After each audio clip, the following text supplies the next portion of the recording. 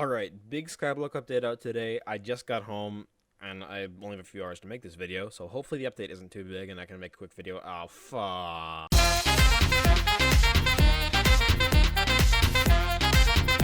Alrighty, everyone, welcome to the new Nether update in Hypixel Skyblock. This is the biggest update so far in the game. This is like bigger than Dwarven Mines. This is huge. Like, you have no idea. Well, you do have an idea, because I just said. If you're like me, you might have a bit of trouble with digesting large amounts of information with these kind of things. So I'm gonna do this thing. This is not gonna be like the most comprehensive of guides. This is gonna be for the people who want the boiled down, like the patch notes, but even more simple. Because I'm gonna be going off mostly patch notes and stuff that I've seen. But I have a good idea of this update, and I'd like to share it with you guys. Just boil it down as simple as possible for those of you who just want the real quick rundown of everything. So yeah, let's jump right into it. So, once you enter the fortress, the first thing you'll see here is Elle of the Nether, who was formerly about the same spot, and she'll be fighting these blazes here, and you'll try to click her, and she's on fire, and she's asking for help, so basically you just gotta go kill the blazes, and then you talk to her afterwards. I've got a Reaper Felching right now, so this is gonna take a little bit. I'll be right back. Alright, we just finished up with killing the blazes, and now we go back to Elle, and I believe this is where we should be introduced to the new quest lines on the Crimson Isle. Oh my god, we actually have walking NPCs now that we just follow because we have to help her with the quest. This is this is different. So I went the wrong way and ran into one of the new mini bosses. I'll come around to this guy later, but I'm gonna get out of here right now. Hang on. I wasn't gonna talk about the mini bosses yet, but I just ran that way. And it's like, oh no! You know what? That would take too long, and I don't have the time, so I'm just not gonna do the quest right now because I know what it is. I'm just gonna explain it to you guys. So basically, Elle will introduce you to a new quest line, and you'll be introduced to a new concept called factions. Now you can choose between two factions, the mages and the barbarians. So you can, it's not really anything significant about them. You can pick whichever one you want. But you can always switch factions later if you decide you want to go with a different one. But there's a new reputation system in place, which I'll explain in just a second, and you have to lose your reputation to join a new faction. Alrighty, so the faction system is essentially, it introduces you new quests and NPC mechanics, and like new dialogue systems, all that nice stuff. I'm definitely not reading off the patch notes right now. No, nothing like that. So the further you progress through your quest line with your specific faction, you'll get access to better rewards, better NPCs, all that nice stuff, and that is measured by your reputation with the faction. So your reputation will go up, you get access to better stuff, better missions. You can choose whichever one you like, and you can change factions by talking to Elle, who is right behind me, who is Alex skin right now, and we don't talk about it. But yeah, if you want to switch factions, if you lose all your reputation, so that might be a small thing, but yeah, it's whatever. I had to turn off my game audio here, because I wanted to record here because it looks nice, but there's fireballs going off all around me, so I turned it off for a minute. Anyways, so along with this new island, which is massive, by the way, we ran into a couple new mobs there, you can see. There's lots of new enemies. I don't even know all of them. There's probably dozens. So I'm not going to be going over those, but I will be going over the main 5 mini-bosses currently, and the one big boss, who is literally just the f***ing Kraken.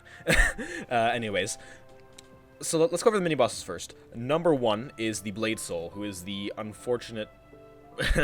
well, the guy I unfortunately ran into right at the beginning. I just ran straight into him. He's the Wither Skeleton with the Crown of Blaze. So, there's that. There is a big Piglin mini-boss who consumed way too much sulfur, apparently, and he's now insane. The Mage Outlaws, who are, well, I don't really need to explain.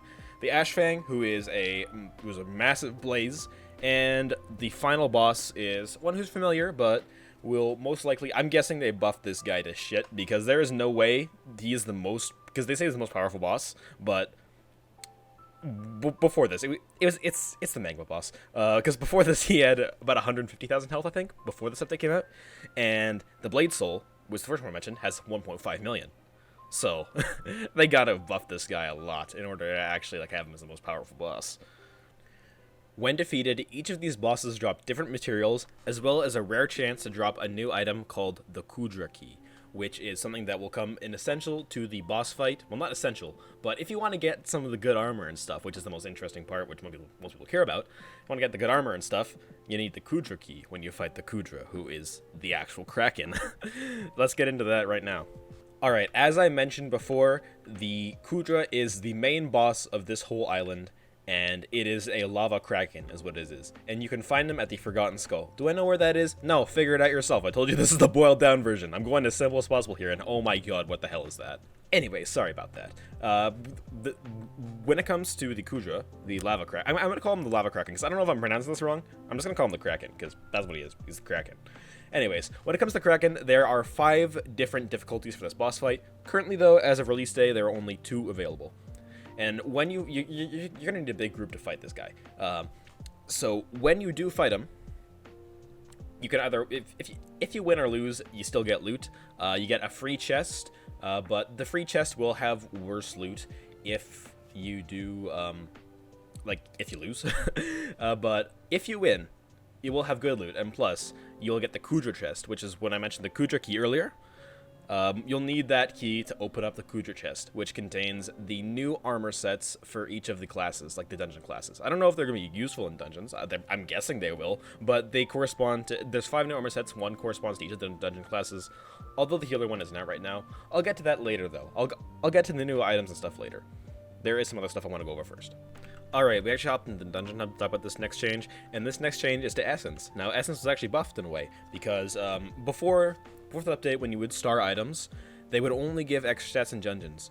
But now, when you star items, they actually gives a little bit of extra stats outside of dungeons. So now up to 5, they give 2% additional stats on gear pieces, and before they would give 10% in dungeons. So now starring stuff is actually useful for outside dungeons, which is actually really great for people who don't like to do catacombs in dungeons, like me. Anyways, another thing is that some new items on the Crimson Isle, which is the new Blazing Fortress, can be actually go over 5 stars and up to 15 stars total. But there is a new type of essence called Crimson Essence that you will need to star those items, and you get those from defeating bosses and salvaging Nether gear, which is salvaging is already a system that's in place when you go into salvage items here. When you just get items, you know, it's the same old system. Alright, the next system I want to talk about is the Reforge update with accessories. So there's a whole new system with accessories and stuff, and the Redstone House was removed here. Rip Redstone House, we miss you. But now we go to Max here. I'm not pronouncing that because I don't know how to pronounce that.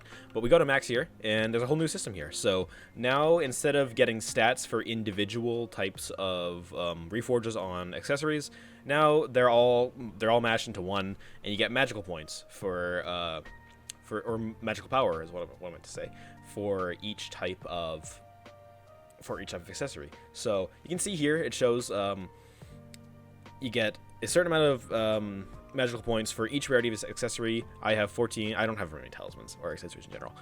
You get 22 for mythical, 16 for legendary, 12 for epic, 8 for rare, 5 for uncommon, 3 for common. And these this magical power will go into your powers here, and this is basically your new reforges for your things. We're gonna start with warrior. I already have warrior selected, but also you get tuning points as well. So each 10 magical power gives you 1 tuning point, and this lets you upgrade individual stats within your build. So I would love to have some. Let's see here. Let's start with strength. Actually, no, strength. They get crit damage. Right click, sorry, my bad. Let's give it 5 points. Let's give health 5 points as well. Let's give defense 5 points. And we'll give crit chance 3 points. No, I already give crit damage 3 points. There we go. And we added our points to our build. And that will go into our build here. And yeah, so we get a little extra there, which is very nice. I like that because I love it because it gives you like some presets, and then it gives you room for customization. It's very nice. It's very nice. I'm not gonna dwell on this for much longer. Ooh, Blackstone. Never mind. But they have Blackstone heads there instead. I don't know. That's kind of cool. I like that. But I'm gonna move on now because I don't have much time. And yeah, this is an in-depth guide. This is just an overview in general. Hang on. I'm going a little too quick here. New NPC here. Accessory bag shortcut. Boom, accessory bag. Also, more upgrades. We love accessory bag upgrades. Let's go, baby! Also, you can unlock power stones, which are a new item that let you get like new presets here. So yeah, sorry, I missed that part. Alright, there's 2 new systems here, well, kind of systems, that I'm going to merge into one explanation here, because they're fairly similar and they're a little smaller.